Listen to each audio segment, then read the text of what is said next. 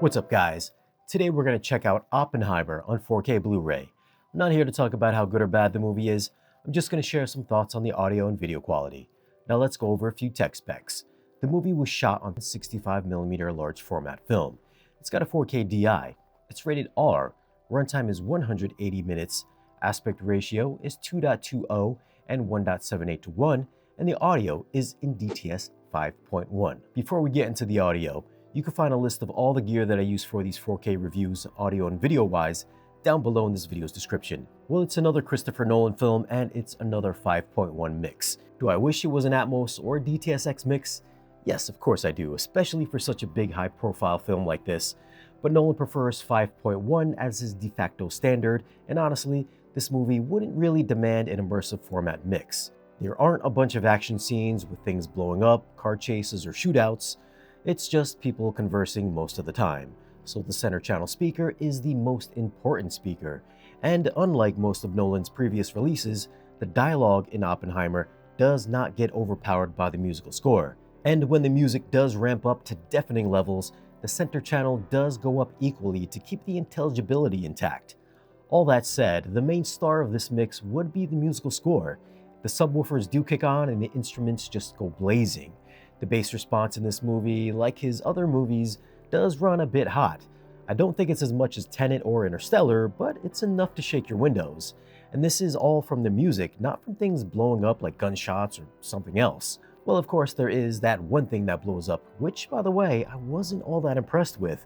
For all the hype that went into how they did that explosion, I was expecting the subwoofers to blow my eardrums out. But it just came and went with a pop, with some low-frequency extension on the tail end, and then that was kind of it. The courtroom drama and the interrogation scenes had way more bass. The scenes with the foot stomps also had a tremendous amount of kick. So the bass in this movie definitely delivers.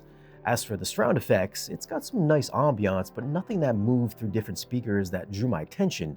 So most of the excitement does come from the center channel, in the form of dialogue. And thank you to my Patreon supporters for making it possible for me to pick up Oppenheimer on 4K Blu-ray so I can bring you, the home theater movie loving community, this 4K review.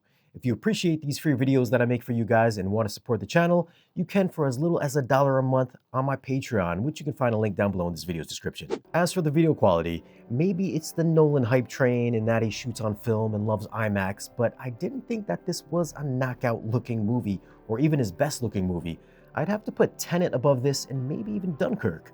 So all the reviews that I've read or watched calling it a perfect looking 4K Blu-ray, I must be watching the DVD. Now don't get me wrong, the IMAX scenes look amazing. They're 4K crispy, has oodles of detail in every part of the frame, and for the grain haters, there's nothing to hate.